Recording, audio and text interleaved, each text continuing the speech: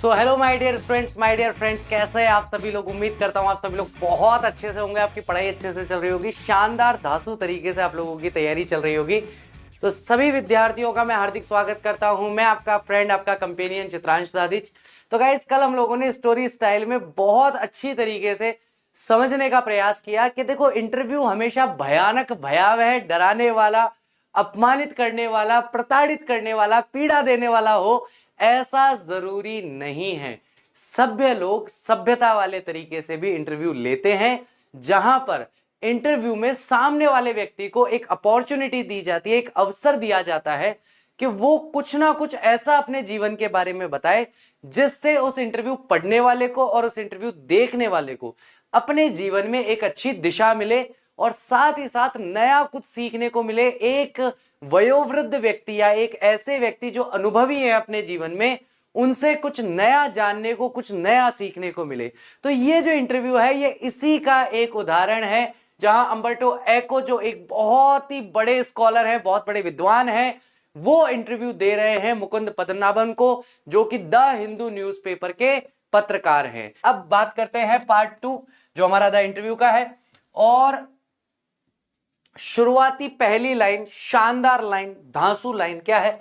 I am a professor, मैं एक professor हूं, who rights novels on Sundays, जो कि संडेज को यानी कि प्रति शनिवार को, रविवार को या रविवारों के दिन, यहां पर संडेज का मतलब है कि जब भी मेरा अवकाश होता है, जब भी मेरा अवकाश होता है या जब भी मैं प्रोफेसरशिप का काम नहीं कर रहा होता हूं, जब भी मुझे समय मिलता है खाली, अब यहां कह रहे हैं स्पेशली संडेज, ठीक है।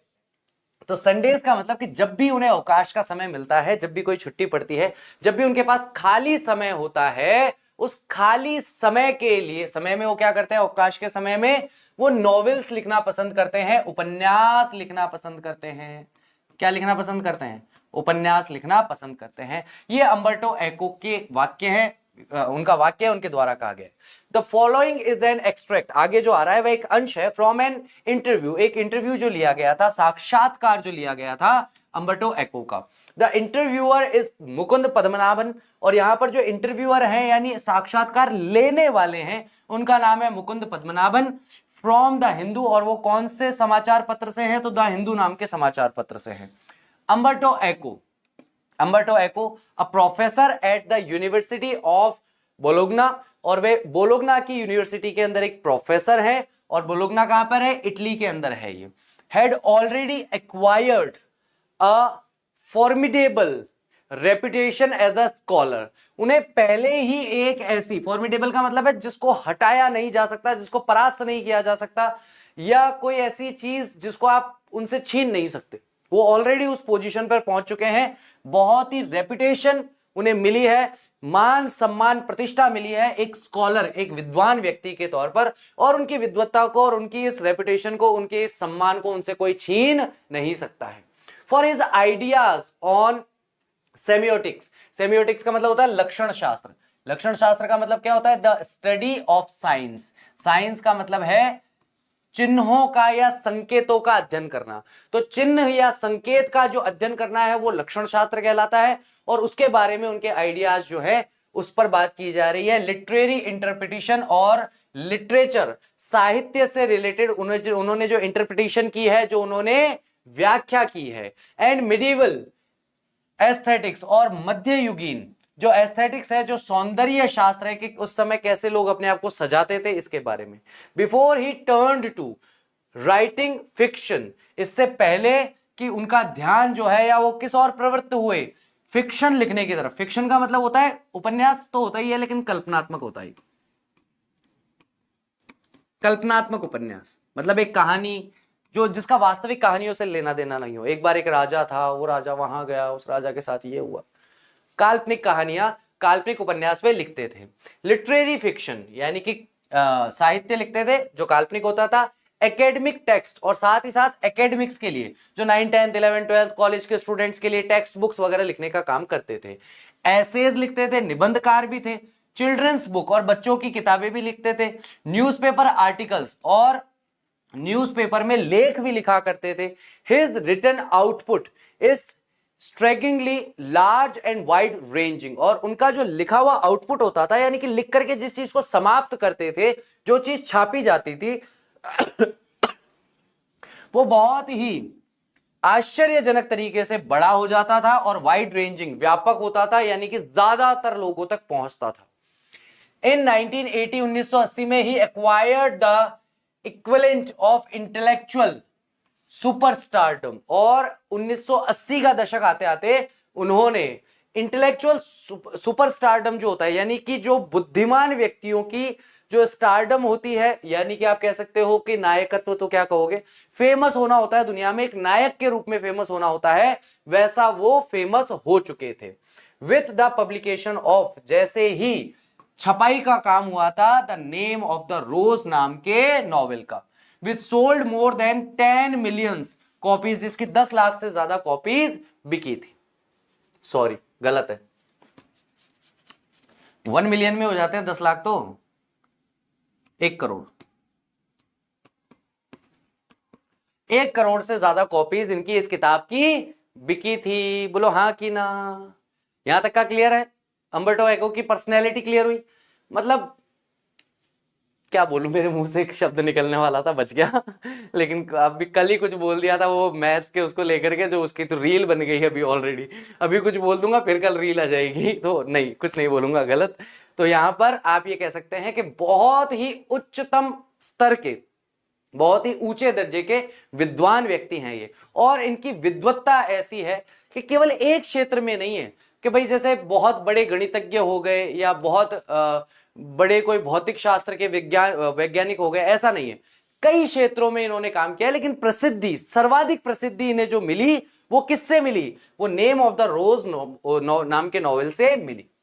अब यहां पर हमारा इंटरव्यू स्टार्ट हो जाता है। मुकुंद पहला प्रश्न पूछते हैं, the English novelist and academic David Lodge, तो अंग्रेजी भाषा के साहित्यकार और एकेडमिक, यानी कि जो बच्चों के पढ़ने के लिए किताबें भी लिखते हैं, जिनका नाम है डेविड लॉज, वंस, एक बार उन्होंने कहा था, I can't understand how one man can remarked do all the things he does. Eco के लिए वो कहते हैं कि भाई मैं ये नहीं समझ पा रहा हूं कि एक अकेला व्यक्ति इतनी सारी चीजें कैसे कर सकता है जैसा कि अम्बर्टो एको करते हैं।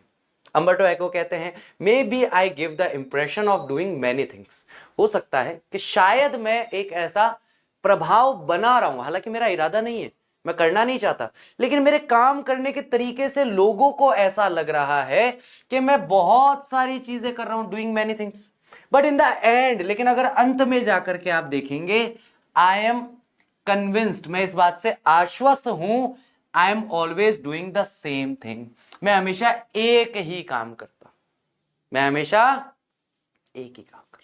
आपको देखने में लगेगा बहुत सारे काम कर रहे हैं, जैसे मैं कई बार इंग्लिश पढ़ाते पढ़ाते संस्कृत का श्लोक बोल देता हूं, कई बार इतिहास की कहानी सुना देता हूं, कई बार किसी ज्योग्राफी के किसी पॉइंट को कह देता हूं, किसी राजनीति के बिंदु को कह देता हूं, तो पढ़ने वाले को, सुनने वाले को ऐसा लगेगा अरे यार सर को तो सारी चीजों की नॉलेज है।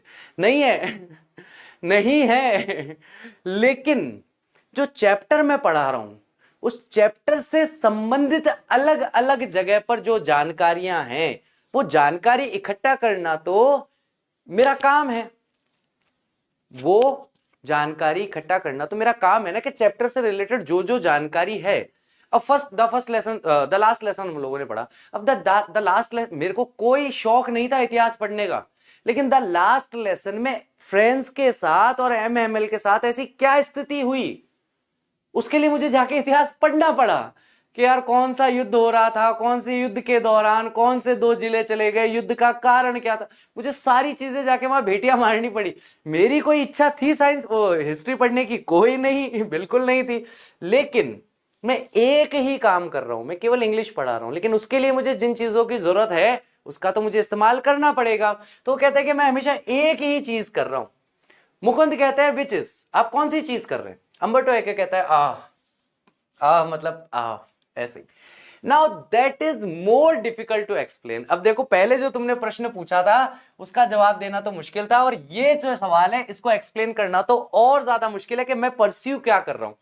आई हैव सम फिलोसफिकल इंटरेस्ट, मेरी कुछ दार्शनिक रुचियां हैं, and I pursue, them through my academic work and my novels। तो मेरी कुछ दार्शनिक रुचियां हैं। दर्शन का मतलब क्या होता है?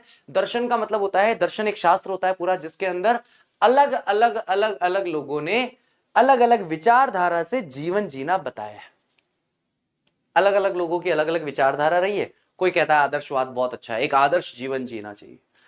आदर्शवाद के उल्टे में जो आते हैं वो कहते हैं कि सीधे पेड़ पहले काटे जाते हैं। तो ये सारी जो बातें आपको बड़ी फैसिनेटिंग लगती है ना, ये सारी दार्शनिक बातें होती है। इनके कोई सर पैर नहीं होते, लेकिन ये सीधा आपके हार्ट पर और सीधा आपके दिमाग पर हिट करती है। तो ये सारी की सारी दार्शनिक बातें जिस सब्जेक्ट में आती है, उस सब्जेक्ट को हम कहते हैं फिलॉसफी। तो फिलॉसफी मेरा इंटरेस्टिंग सब्जेक्ट है। मुझे सबसे ज्यादा रुचि किसमें है? फिलॉसफी में है। और मैं उसी को पाने का, उसी के पीछे जाता हूं और उसी के बारे में लिखता हूं। चाहे मैं स्कूल या कॉलेज वालों के लिए किताबें लिखूं, चाहे मैं नॉवेल्स लिखूं, उपन्यास लिखूं आम जनता के लिए। Even my books for children are about non violence and peace. बल्कि छोटे बच्चों की जो किताबें मैं लिखता हूं, छोटे बच्चों के लिए जो किताबें लिखता हूं, वो भी अहिंसा और शांति के बारे में होती है। यू सी, आप देख सकते हैं the same of ethical philosophy interest. तो यहां पर एथिकल का मतलब क्या होता है? न्याय संबंधी भी हो सकता है, नैतिक भी हो सकता है। तो अगर हम एक कंक्लूजन निकालने की कोशिश करें कि अंबर्टो एको को किस तरह की फिलॉसफी में इंटरेस्ट है या उनके किस तरीके के फिलॉसफिकल इंटरेस्ट हैं, तो हम कह सकते हैं कि उनके एथिकल यानी कि नैतिक शास्त्र जो है उसकी तरफ उनकी बहुत ज्यादा रुचि है। लेकिन आज का जमाना नैतिक शास्त्र वालों का नहीं है। नैतिक शास्त्र वालों के साथ ज्यादा कष्ट, ज्यादा पीड़ादायक जीवन नैतिक शास्त्र वालों को जीना पड़ता है। जो नैतिकता से जीवन जीते हैं ना, उनके लिए जीवन जितना जीना उतना आसान नहीं है।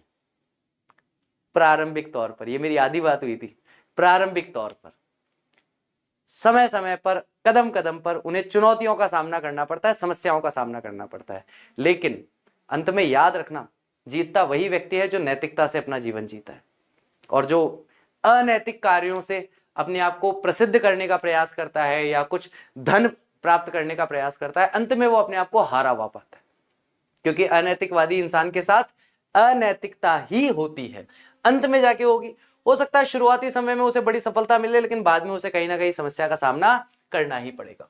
And then I have a secret. और उसके बाद वो कहते हैं कि मेरे पास एक सीक्रेट है, एक रहस्य है। Did you know what will happen if you eliminate the empty spaces from the universe? क्या तुम जानते हो? मुकुंद से पूछते हैं, क्या तुम जानते हो अगर क्या होगा पूरे यूनिवर्स से, पूरी कायनात से, ब्रह्मांड से जो खाली जगह है, एक जगह से दूसरी जगह के बीच में जो खाली जगह है, अगर उस खाली जगह को हटा दिया जाए तो क्या होगा? Eliminate the empty spaces. Eliminate का मतलब है हटाना, खाली स्थानों को हटा दिया जाए। इन ऑल द एटम्स, जितने भी अणु हैं उनमें, the universe will become as big as my fist. तो केवल इतनी सी, ये पूरी की पूरी कायनात केवल इतनी सी रह जाएगी। सिमिलरली, बिल्कुल समान रूप से, we have a lot of empty spaces in our lives.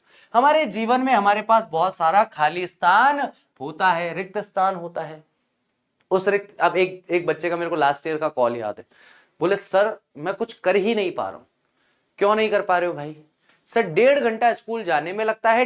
मतलब उनके गांव से बस जाती है स्कूल के लिए, 12th क्लास के लिए, क्योंकि उनके गांव में केवल 8 तक का स्कूल था। तो बोले सर मुझे 1.5 घंटा स्कूल जाने में लगता है, 1.5 घंटा स्कूल से आने में लगता है, 6-7 घंटे, 7-8 घंटे स्कूल में लग जाते हैं, उसके बाद मुझे समय नहीं मिलता है। तब मुझे इस लेक्चर की याद आई थी। मैं कहा यार 1.5 घंटा किसे कहते हैं? 1.5 घंटा किसे कहते हैं? 1.5 घंटा। आप अपने प्रिंसिपल को एक एप्लीकेशन लिखिए कि सर मैं स्कूल में अपना फोन लाने की इजाजत आपसे चाहता हूं, और वो फोन में आते ही प्रार्थना सभा में अपने टीचर को, क्लास टीचर को, आपको या पीटीआई सर को, मैम को, मैं उन्हें सबमिट करा दूंगा। लेकिन क्योंकि मुझे 1.5 घंटा आने जाने में लगता है, उस समय मैं ऑनलाइन क्लास ले सकती हूं। केवल और केवल इतना सा काम उसने किया और उसके दिन के 3 घंटे का समय उसके लिए उपयोगी बन गया। आते जाते, और कुछ कर सको ना कर सको, कान लगा के कम से कम लेक्चर तो देख ही सकते हो। बस मन में आना चाहिए कि लेक्चर देखना है। I call them interstices, और मैं उन्हें क्या कहता हूं? इंटरस्टाइसिस कहता हूं। ये इंटरस्टाइसिस कोई टर्म नहीं है, ये अंबर्टो एको का दिया हुआ एक टर्न है कि भैया अंबर्टो एको जो है वो कहते हैं कि रिक्त स्थान यानी उसके बीच में जो खाली जगह है एक काम से दूसरे काम के बीच में, है ना। Say you are coming over to my place, मान लीजिए, कल्पना कीजिए कि आप मेरे घर आ रहे हैं। You are in an elevator, और आप एक लिफ्ट में हैं। And while you are coming up, और आप जब लिफ्ट से ऊपर आ रहे हैं, I am waiting for you, मैं आपका इंतजार कर रहा हूं आने का। दिस इज एन इंटरस्टाइस, और यही मेरे लिए एक इंटरस्टाइस है, एक रिक्त स्थान है। यही मेरे लिए क्या है, एक रिक्त स्थान। और ये रिक्त स्थान किस आधार पर बात कर रहे हैं, वो समय के आधार पर बात कर रहे हैं कि रिक्त स्थान है। एन एम्प्टी स्पेस, एक खाली जगह। I work in empty spaces, और मैं काम करता हूं इन्हीं खाली छोटे छोटे समय के टुकड़ों में।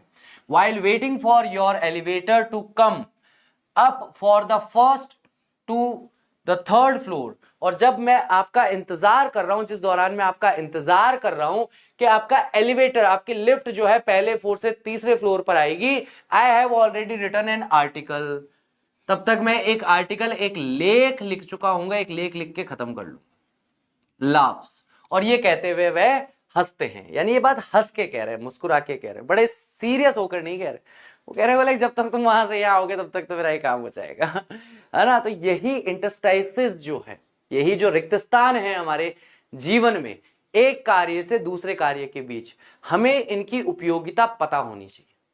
मेरा कई सारे बच्चे कहते हैं, बोले कि सर आपका इंग्लिश का मेरा थोड़ा सा बैकलॉग हो गया। उन्होंने कभी इस बात पे ध्यान नहीं दिया। मेरे कई लेक्चर जो है ना, वो 20 मिनट के भी हैं, कई लेक्चर मेरे 17-18 मिनट के भी हैं, कई लेक्चर मेरे 45 मिनट के भी हैं, कई लेक्चर मेरे 1 घंटे के भी हैं। आपके पास कितना रिक्त स्थान है, कितना रिक्त स्थान है?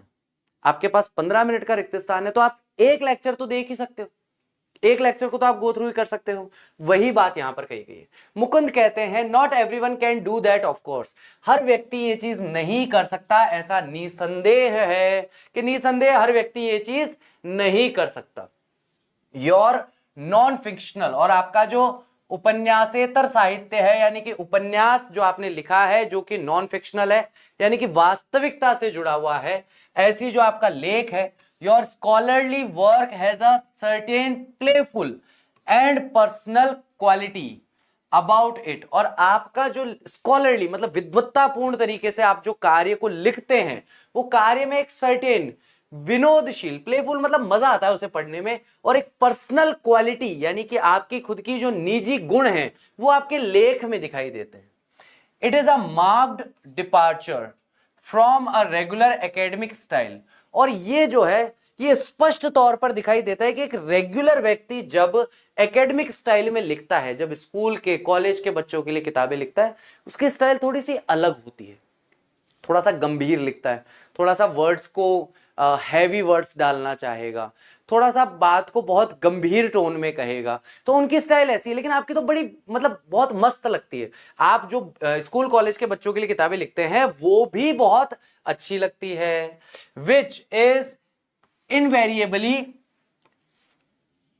डिपर्सनलाइज्ड, जो कि लगभग हमेशा डिपर्सनलाइज्ड रहती है, निर्व्यक्तित्व रहती है, यानी कि व्यक्ति का व्यक्तित्व उसके अंदर लुप्त हो जाता है। And offer dry and boring, और अक्सर जो है ये इसके बारे में बात की जा रही है, रेगुलर एकेडमिक स्टाइल जो होती है ना, वो ऐसा लगता है कि यार हम पढ़ रहे हैं लेकिन टॉपिक हमसे कनेक्ट ही नहीं हो रहा। आप हिस्ट्री पढ़ो, किसी अच्छे विद्वान की लिखी हुई हिस्ट्री पढ़ो, और एक आप नॉर्मली जो स्कूल में किताबें चलती है उस पर हिस्ट्री पढ़ो। आपकी स्कूल की किताबों में हिस्ट्री पढ़ने का जरा सा स्वाद नहीं, बिल्कुल बेस्वादी किताब। ये घटना बताई, वहां से सीधा 50 साल आगे कूद गए, वो घटना बताई, वो घटना बताई, वो घटना बताई, वो घटना बताई, अचानक से पेज पलटा, घटना, देश, तारीख सभी बदल गया। समझ में ही नहीं आया कि पहले पेज पे क्या पढ़ा था, दूसरे पेज पे क्या पढ़ा, तीसरे पेज पे क्या पढ़ रहे हैं। तो ये कैसी लेखन कला है? तो ये लेखन कला क्या कहलाती है? पर्सनलाइज कहलाती है।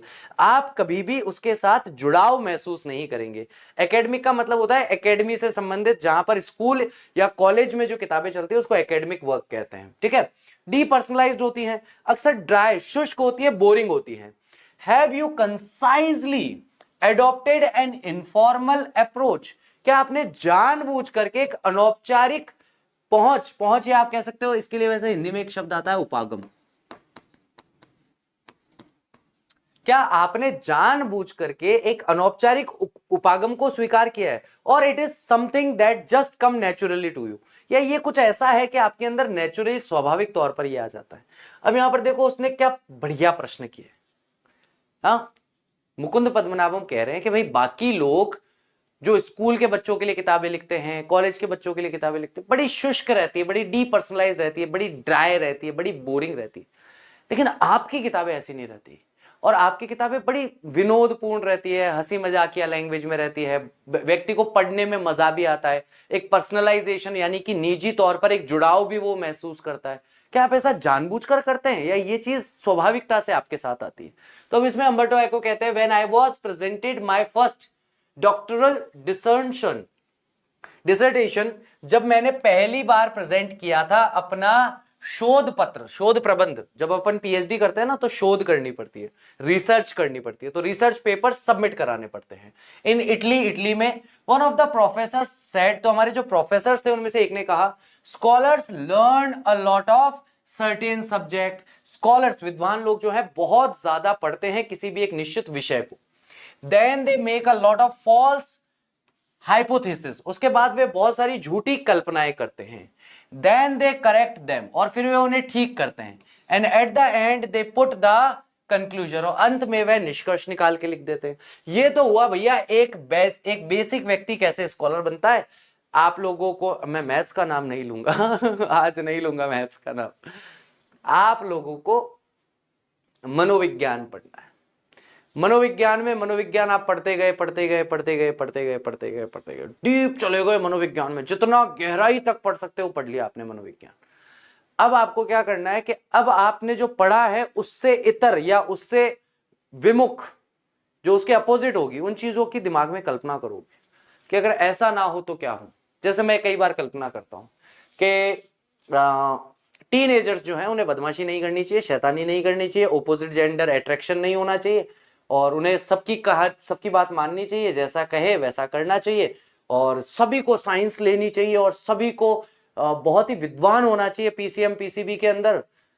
एक मिनट के लिए अगर मैं कल्पना करके देखूं कि अगर पूरा भारतवर्ष ऐसा हो जाए, पूरा देश ऐसा हो जाए कि आज के समय में जो भी 13 साल से 19 साल के बीच के बच्चे हैं, टीनेजर्स, घर वाले, परिवार वाले, समाज वाले, स्कूल वाले जो उनसे अपेक्षा रखते हैं, अगर वो सारे बच्चे उसी तरीके से जीने लग जाएं और उसी तरीके से कार्य करने लग जाएं, तो मुझे बताओ आज के 10 साल बाद भारत की दिशा या दशा क्या होगी? मनोवैज्ञानिक प्रश्न। मनोवैज्ञानिक आधार पर तो आप जैसे हो, टीनेजर्स वैसे ही होते, आपके माता पिता भी आपकी उम्र में वैसे ही थे, आपके समाज के लोग भी वैसे ही थे, स्कूल में आपके जो गुरुजन हैं वो भी मुझे लगता है 70% तक तो वैसे ही थे। 30% थोड़ा हो सकता है कोई 2 4 5 ऐसे निकल के आ जाए, नहीं मैं तो बहुत ही गंभीर था, मैं तो सीधा स्कूल जाता था, आता था, पढ़ाई करता था। मैं तो नहीं था, मैं तो उत्पाती जीव था मैं अपने कुछ नहीं, मेरे कभी अभी बीच में सर पे बाल नहीं थे, देखा कितनी चोटें लगी हुई है, हाथ वाथ पे चोटें लगी हुई है, पैर तो दोनों के दोनों इतने सारे पैरों पे चोट के निशान लगे हुए, अपन कति उत्पाती जीव थे भाई तो स्कॉलर्स यही करते हैं, परिकल्पनाएं करते हैं कि अगर ऐसा नहीं होता तो क्या होता। अब अगर आप इस बात का सही जवाब दे पाओ तो इसका मतलब क्या हुआ कि आप स्कॉलर। फिर आप निष्कर्ष निकालोगे कि यार सर अगर ऐसा हुआ ना तो 10 साल बाद ये होगा, ये रिजल्ट निकलेगा। सर्टेन सब्जेक्ट का मतलब होता है निश्चित विषय, ठीक है। चलिए, तो उसके बाद वो फॉल्स हाइपोथेसिस करते हैं, परिकल्पनाएं करते हैं, उसके बाद उन्हें सही करते हैं, और अंत में वो अपना सारा का सारा जो भी उनको समझ में आया वो निष्कर्ष निकाल देते हैं। यू ऑन द कॉन्ट्रेरी, और अगर आपके बारे में बात की जाए इसके विपरीत, told the story of your research, तो आप अपने रिसर्च की स्टोरी बताओ। ये बात किसने कही थी? एक प्रोफेसर ने उन्हें कही थी। Even including your trails and errors, बल्कि आपने किस दिशा में प्रयास किया, आप किस दिशा में आपने पढ़ने का प्रयास किया, वहां पर आपसे क्या क्या गलतियां हुई उसे भी बताइए। अभी मैं किसी का एक इंटरव्यू देख रहा था, उस इंटरव्यू में उस व्यक्ति का यही कहना था कि गलतियां करनी है यार, जीवन में गलतियां करनी है, बगैर गलतियां करे समस्या बढ़ जाएगी, समस्या कम नहीं होगी। गलतियां वो व्यक्ति करता है जो कुछ नया करने का प्रयास कर रहा होता है, जिसने कुछ नया करने का प्रयास ही नहीं किया उससे गलती हुई नहीं। सिंपल सी बात है। 8वीं क्लास का ज्ञान लेकर के 12वीं क्लास में बैठे हैं, कुछ करने की कोशिश ही नहीं करते, कुछ लिखने की कोशिश नहीं करते, तो गलती भी नहीं होती। कुछ लिखेंगे, कुछ करेंगे, तभी तो गलती होगी। मैं बार बार कहता हूं, गिरते हैं शेर सवार जंगे मैदान में, वो क्या खाक गिरेंगे जो घुटनों पर चला करते हैं। अरे गिरने के लिए शेर की सवारी करना जरूरी है यार, है? घुटनों पर चलने वाला कहां गिरेगा? वो तो पहले ही घुटनों पे चल रहा है, रेंग रहा है जमीन पर, उसके लिए गिरने के लिए जगह ही नहीं है।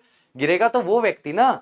तो अपने अपने जीवन में गलतियां त्रुटियां करके आगे बढ़ना, आगे नई चीजें, ज्यादा चीजें सीखना भी बहुत ज्यादा जरूरी है। एट द सेम टाइम, साथ ही साथ ही रिकॉग्नाइज्ड, उन्होंने पहचाना इस बात को, आई वॉज राइट, मैं सही था। Went on to publish my dissertation as a book, और मैं आगे बढ़ा और मेरा जो शोध पत्र था, डिसर्टेशन जो था मेरा, एक किताब के तौर पर मैंने छापने का प्रयास किया, विच मेंट ही अप्रिशिएटेड इट। इसका मतलब है कि वह जो लोग हैं, पढ़ने वाले हैं, वो उसे अप्रिशिएट करते हैं, उसकी कद्र करते हैं, उसकी प्रशंसा करते हैं, उसकी खुशामद करते हैं कि यार बहुत बढ़िया लिखा है। क्योंकि असफलताओं से इंसान जुड़ता है। अगर कोई व्यक्ति अपनी सक्सेस स्टोरी बता रहा है और केवल वो सक्सेस ही बताता जाए, आप कभी जुड़ोगे नहीं। मैं 6th क्लास में था, मैं क्लास में फर्स्ट डिवीजन आया, और फर्स्ट डिवीजन मेरा बड़ा, मतलब मुझे इसका वो था, बड़ा दुख हुआ मुझे। 6th क्लास में मेरा फर्स्ट डिवीजन केवल 85% पे आ गया था। फिर मैं 8th क्लास में आया, मैंने प्रयास किया, 91% मैंने हासिल किए। फिर मैं 12th क्लास में आया, वहां अब आप आगे से आगे सफलता बताते जाओ। तो बोले ठीक है ना यार, जब 6ठी क्लास में 85 पर था, तो आगे तो तेरे को बढ़ना ही था, उसमें कौन सा तूने कोई नया झंडा काट लिया। हमारे से बात करो, 6th क्लास में हमारे पास होने के भी फोड़े पड़ रहे थे। धन्यवाद हो राज्य सरकार का, जिन्होंने कहा 8वीं तक किसी को फेल नहीं कर सकते, तो हम पहुंच गए 8वीं तक। 8वीं के बाद दम करके रिजल्ट नीचे गिरा, क्योंकि 9वीं में तो फेल कर सकते हैं। तो ऐसा व्यक्ति जो हमेशा से ही सफल ही होता रहा है, आप उससे जुड़ाव कैसे महसूस करोगे? जब उसकी गलतियां, असफलताएं, कुछ ऐसा जो उसे नहीं करना चाहिए था वो उसने किया, तब ये सारी की सारी चीजें होंगी, हैं? तभी तो ये सारी चीजें जानने को मिलेंगी। एट दैट पॉइंट, इस समय बिंदु पर, एट द एज ऑफ 22 साल की उम्र में, आई अंडरस्टूड, मैं समझ गया था, scholarly books should be written the way I had done, कि विद्वत्तापूर्ण किताबें उसी तरह से लिखी जानी चाहिए जैसे मैंने लिखा था। By telling the story of the research, कि आप रिसर्च में क्या पता लगा, क्या पता नहीं लगा, वो नहीं, पूरी कहानी लिखो रिसर्च की, जिसमें आपकी पर्सनल लाइफ से जुड़ी हुई चीजें भी थोड़ी बहुत आप लिखो। क्या सुबह मैं उठा, मेरी तबीयत मुझे नागवार महसूस हो रही थी, लेकिन उसके बाद भी मैंने प्रयास किया रिसर्च करने का, पर मैं नहीं कर पाया, तो मैं सो गया, और शाम को उठ करके मैंने अपने रिसर्च का कार्य प्रारंभ किया। तो वो चीजें क्या है, आदमी को पर्सनल टच देती है, क्योंकि हर इंसान के साथ ऐसा होता है। This is why my essays always have a narrative aspect. इसीलिए मेरे जितने भी निबंध होते हैं, एसेज होते हैं, उनको मैं कैसे लिखता हूं? नैरेटिव एस्पेक्ट से, जैसे मैं कोई कहानी सुना रहा हूं। मेरे एसेज भी कैसे होते हैं? कहानी सुनाने जैसे होते हैं। And this is why probably I started writing narratives, यानी कि novels so late। इसीलिए शायद तक, संभवतया, मैंने narratives यानी कि novels लिखना शुरू किया था काफी देर। At the age of 50, लगभग 50 साल की उम्र में मैंने novels लिखना शुरू किया। More or less, मतलब थोड़ा आगे पीछे कर लो, लगभग 50 साल की उम्र में किया था। I remember that my dear friend Ronald Barthes was always frustrated that he was an essayist and not a novelist। मुझे याद है, मेरा एक बहुत ही प्रिय दोस्त है जिसका नाम है रोनाल्ड, वह हमेशा फ्रस्ट्रेटेड, परेशान, चिड़चिड़ा रहता था। क्यों रहता था? क्योंकि वो एक एसेइस्ट था, वह एक निबंधकार था, और एक नॉवेलिस्ट, उपन्यासकार नहीं था। तो उसको लगता था कि यार मैं भी उपन्यास लिखूं, लेकिन मेरे को ऐसे ही लिखने आता है, मुझे नहीं आता है भैया उपन्यास लिखना। He wanted to do creative writing one day और अनदर। वह एक दिन कभी कभार वह कोशिश करता था, प्रयास करता था, और हमेशा से लिखना चाहता था, रचनात्मक लेख लिखना चाहता था। But he died before he could do so, लेकिन वह ऐसा कर सका उससे पहले उसकी मृत्यु हो गई। I never felt the kind of frustration, मैंने अपने जीवन में कभी फ्रस्ट्रेशन महसूस नहीं की, इस तरह की फ्रस्ट्रेशन महसूस नहीं की कि मुझे ये लिखना है और ये नहीं लिखना। मुझे ऐसा कभी नहीं लगा कि मुझे उपन्यास लिखना है, मुझे ऐसा कभी नहीं लगा कि मुझे तो एकेडमिक राइटिंग करनी है, मुझे कभी ऐसा नहीं लगा। मेरा जो मन होता था मैं लिख लेता था, और जो लिखता था उसमें खुश रहता था। सिंपल सी बात। I started writing novels by accident. संयोगवश ऐसा हुआ कि मैं नॉवेल्स लिखने लगा। I had nothing to do one day and so I started, और मेरा उस वन डे से कोई लेना देना नहीं था कि एक दिन में ये चीज लिखूंगा, उससे कोई लेना देना नहीं था, इसलिए मैंने लिखना शुरू किया। Novels probably satisfied my taste for narration, novels जो है शायद तक उसने संतुष्ट किया मेरा टेस्ट, मेरी रुचि जो थी नरेशन की। नरेशन का मतलब होता है कहानी सुनाना, तो मेरी इच्छा तो कहानी सुनाने की थी, लेकिन कहीं ना कहीं कहानी सुनाने की मेरी जो इच्छा थी, मेरी जो जिज्ञासा थी, उसको शांत किसने किया? उपन्यास लिखने ने शांत किया। कि मैं चाह रहा था मैं कुछ लिखूं, कुछ ऐसे लिखूं जहां मैं कहानी सुना रहा हूं, और वो मेरी रुचि कहां जाकर शांत हुई? जब मैंने उपन्यास लिखना शुरू किया।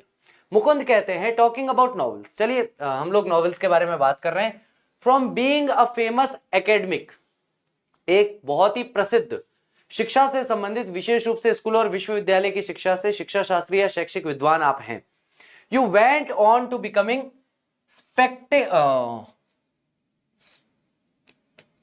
स्पेक्टिकुलरली famous after the publication of the name of the rose.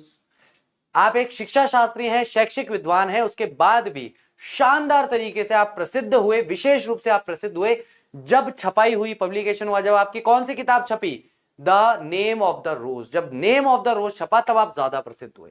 You have written 5 novels, आपने 5 उपन्यास लिखे हैं, against many more scholarly work, और आपके विद्वत्तापूर्ण कार्यों के बारे में बात की जाए तो वो तो बहुत ज्यादा है, उसके सामने आपने केवल बहुत कम 5 नॉवेल लिखे हैं, और ये आपके स्कॉलरली वर्क कैसे थे? नॉन फिक्शनल थे। At last more than 20 of them, मतलब लीस्ट से लीस्ट, कम से कम भी बात करें तो आपने 20 ऐसी चीजें लिखी है जो स्कूलों में या कॉलेजेस में पढ़ाई जाती है। उसके अगेंस्ट, उसके सामने आपने देखे तो केवल 5 नॉवेल लिखे। उन 5 नॉवेल में से ही एक नॉवेल ऐसा है जिसने आपको विश्व प्रसिद्ध बना दिया। अम्बर्टो एको कहते हैं ओवर 40। तो आप कह रहे हो भैया कितने हैं? लगभग 20 तो ही हैं। तो अम्बर्टो एको कहते हैं भाई 40 से भी ज्यादा है। ओवर 40, 40 से ज्यादा स्कॉलरली वर्क आपने लिखे हैं। Among them a seminal piece of work, और उनके बीच में एक प्रभावशाली महत्वपूर्ण कार्य जो आपने किया है ऑन सेमियोटिक्स, लक्षण शास्त्र पर। लक्षण शास्त्र भी बताया था ना, किसी चीज के साइंस का अध्ययन करना, संकेतों का अध्ययन करना। But ask most people about Umberto Eco and they will say oh he is the novelist. और अधिकांश लोगों से अगर अम्बर्टो एको के बारे में बात की जाए तो कहेंगे अरे अरे अरे वो तो एक नॉवेलिस्ट है, वो तो एक उपन्यासकार है। Does that bother you? क्या ये चीज आपको परेशान करती है कि आपने 40 से ज्यादा एकेडमिक वर्क करे हैं, लेकिन लोग आपको एक नॉवेलिस्ट के तौर पर जानते हैं, एक एकेडमिशियन के तौर पर नहीं जानते? एकेडमिशियन के तौर पर अगर जानते तो बात अलग होती, क्योंकि आपने तो 40 चीजें लिखी है एकेडमिशियन के तौर पर, 40 से ज्यादा। 5 नॉवेल लिखे हैं, उसमें से एक नॉवेल के लिए पूरी दुनिया आपको जानती है। क्या इस चीज से आपको परेशानी होती है? क्या आपको तकलीफ होती है कि क्यों यार मैंने इतना काम किया एकेडमिक्स के अंदर, कोई मुझे उसके लिए नहीं जानता, लेकिन नॉवेल तो मैं केवल संडेज को टाइम पास के लिए लिखता हूं, उसके लिए लोग मुझे जानते हैं। अम्बर्टो एको कहते हैं यस, हाँ ये चीज मुझे परेशान करती है, because I consider my self a university professor, क्योंकि मैं अपने आप को एक यूनिवर्सिटी का प्रोफेसर मानता हूं, who rights novels on Sundays, जो कि संडेज पर यानी कि अवकाश के समय में नॉवेल्स लिखता है। इट्स नॉट अ जोक, ये मजाक नहीं है। आई पार्टिसिपेट इन एकेडमिक कॉन्फ्रेंसेस, जो एकेडमिक शिक्षा से, खास करके विद्यालय या महाविद्यालयी शिक्षा से संबंधित जो सम्मेलन है, मैं उनमें भाग लेता हूं। And not meeting for pen clubs, और मैं पेन क्लब्स यानी कि जहां पर साहित्यकार मिलते हैं वहां पर नहीं बैठता, उन मीटिंग्स में नहीं जाता। एंड राइटर्स, ना ही मैं लेखकों से मिलता हूं या लेखकों की मीटिंग्स में जाता हूं। आई identify my self with the academic community, मैं अपने आप को किस तौर पर पहचानता हूं? तो मेरा पहचान जो है खुद की, वो एक एकेडमिक कम्युनिटी से है, यानी कि विद्यालय महाविद्यालय के क्षेत्र में पढ़ाने वाले जो लोग हैं उनसे मेरा संबंध है। मैं उस कम्युनिटी में, उस समुदाय से बिलोंग करता हूं, उस समुदाय का मैं हूं। बट ओके, लेकिन ठीक है, इफ दे, अगर ज्यादातर लोग have read only the novels, अगर उन्होंने केवल नॉवेल्स ही पढ़े हैं, लाफ्स एंड श्रग्स, और केवल मतलब हंस के, और ये होता है श्रग्स। जिम जाने वाले तो जानते होंगे श्रग्स क्या होता है। रॉड, प्लेटें पकड़ ली, कंधे बाहर की तरफ निकालने, ऊपर नीचे, श्रग्स, वही वाला है श्रग्स जो जिम वाला श्रग्स है, वही कंधे उचकाना। तो वो कहते हैं ठीक है, ज्यादातर लोगों ने अगर मेरा उपन्यास ही पढ़ा है तो ठीक है ना। I know that by writing novels, मैं जानता हूं कि नॉवेल्स लिख करके I reach a larger audience, मैं ज्यादा पाठकों तक, ज्यादा लोगों तक पहुंच पाया हूं।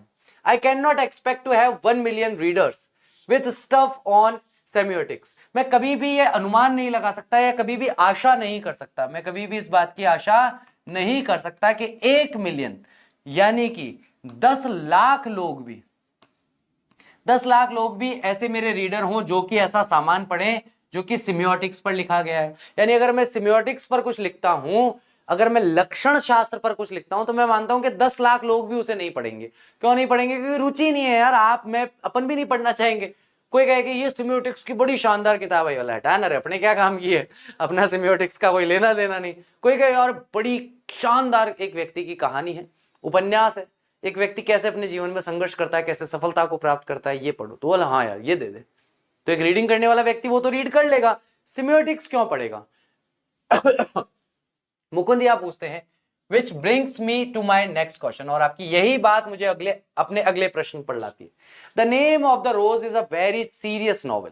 तो आपका जो नॉवेल है जिसके लिए आप बहुत ज्यादा प्रसिद्ध हैं, द नेम ऑफ द रोज, ये एक बहुत ही गंभीर प्रवृत्ति का नॉवल है। मतलब इसके अंदर बड़ी गंभीरता रहती है।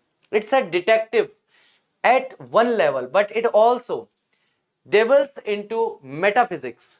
यानी कि वैसे देखा जाए तो एक स्तर तक तो एक जासूसी कहानी की किताब है, लेकिन इसके अंदर अगर कुछ थोड़ा गहराई में जाए तो इसमें मेटाफिजिक्स यानी तत्व मीमांसा भी जुड़ जाती है। थियोलॉजी यानी कि धर्मशास्त्र, धर्म विज्ञान या ईश्वरीय मीमांसा भी जुड़ जाती है। एंड मेडिवल हिस्ट्री और मध्ययुगीन इतिहास भी इसमें थोड़ा सा आता है।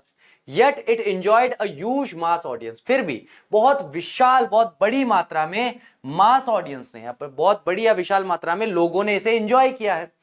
Were you puzzled at all by this? क्या आप चकराते हैं, क्या आप कंफ्यूज होते हैं कि यार ऐसा कैसे हो गया, ऐसा क्यों हुआ? क्या आप कभी इस बारे में सोचते हैं? अम्बर्टो एको कहते हैं नो, जर्नलिस्ट आर पजल्ड। बोले कि नहीं, मैं पजल्ड नहीं होता, जर्नलिस्ट यानी कि पत्रकार जो है वो उलझन में पड़ जाते हैं इस बात से। एंड समटाइम्स पब्लिशर्स, और कई बार जो पब्लिशर्स हैं यानी कि जो किताबों को छापने का काम करते हैं, वो पब्लिशर्स भी कई बार इस चीज को देख करके कंफ्यूज हो जाते हैं। एंड दिस इज बिकॉज, और ऐसा इसलिए है, journalist and publishers believe that people like trash. ऐसा इसलिए है क्योंकि पब्लिशर्स को और पत्रकारों को लगता है कि लोगों को कचरा पढ़ना ही पसंद है and don't like difficult reading experience. और कठिन या मुश्किल से समझ में आने वाला जो रीडिंग एक्सपीरियंस है वो लोगों को पसंद नहीं। Consider there are 6 billion people. समझो कि यहां पर 6 बिलियन लोग हैं पूरी दुनिया के अंदर, ऑन दिस प्लेनेट, इस अर्थ पर, इस ग्रह पर। The name of the Rose sold between 10 to 15 million copies, और लगभग 1.5 करोड़ कॉपीज जो हैं वो इसकी बिकी हैं। सो इन अ वे, अगर एक तरीके से देखा जाए, I reached only a small percentage. तो अगर आप परसेंटेज वाइज देखोगे कि 6 मिलियन में से 6 अरब लोगों में से अगर केवल 1.5 करोड़ लोगों ने अगर मेरी किताब को पढ़ा है, तो परसेंटेज के हिसाब से बहुत कम है रीडर्स में। But it is exactly these kind of readers who don't want, और ये एग्जैक्टली उसी तरह के रीडर्स हैं जो किसी भी तरह का ट्रैश नहीं चाहते, किसी भी तरह की बकवास नहीं पढ़ना चाहते या कचरा किस्म की किताबें नहीं पढ़ना चाहते हैं। तो ये वही लोग हैं who don't want easy experience, जो अपने जीवन में आसान या सरल अनुभव नहीं चाहते हैं, वो कुछ ऐसा पढ़ना चाहते हैं जो मुश्किल हो। इसलिए आजकल आप देखोगे कि जो पढ़े लिखे लोग हैं उन्हें सस्पेंस थ्रिलर मूवीज ज्यादा पसंद आती हैं।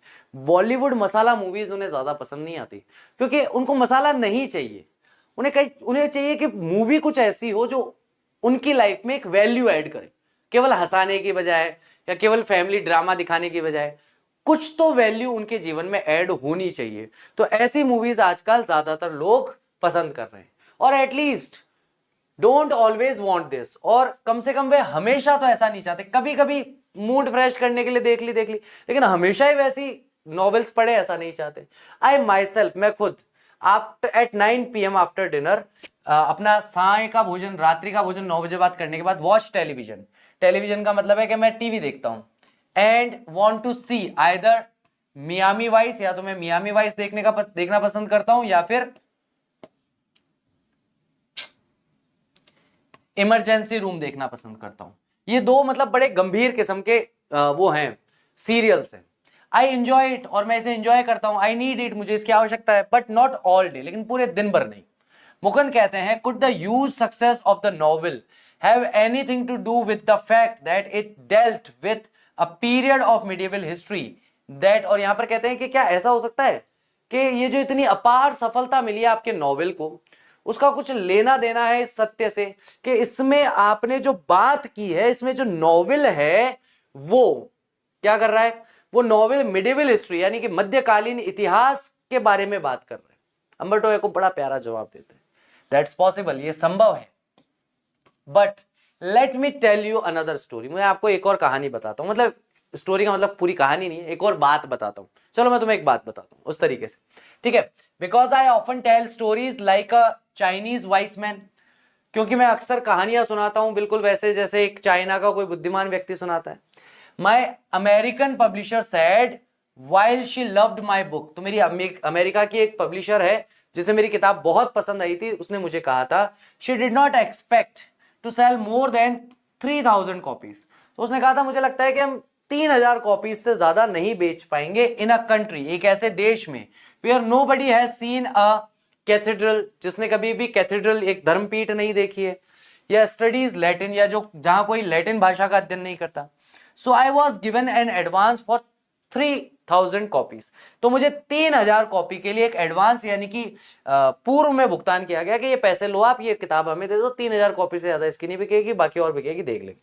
बट इन द एंड, लेकिन अंत में जाकर देखा, सोल्ड 2 और 3 मिलियन इन द यूएस, कि 2 से 3 मिलियन कॉपीज यानी 2 से 3 करोड़ कॉपीज कहां बिकी, केवल यूएस में बिक गई। A lot of books have been written about the medieval past, और ऐसा नहीं है कि मेरी ही किताब थी जिसमें मिडिवल पास्ट था, बहुत सारी किताबें ऐसी लिखी गई है जिसमें मध्ययुगीन इतिहास बताया गया है, फार बिफोर माइन, मेरी किताब से बहुत पहले लिखी गई। I think the success of the book is mystery, मुझे लगता है कि भैया जो किताब की सफलता है वो एक रहस्य है, वो एक मिस्ट्री है। Nobody can predict it, और कोई भी इसकी भविष्यवाणी नहीं कर सकता। I think if I had written the name of the rose, मुझे लगता है कि अगर मैंने इस किताब को द नेम ऑफ द रोज को लिखा होता 10 years earlier, 10 साल पहले, और 10 years later या 10 साल बाद, it wouldn't have been the same, तो जो सफलता आज के समय में उसे मिली है वो सफलता उस समय में उसे नहीं मिलती।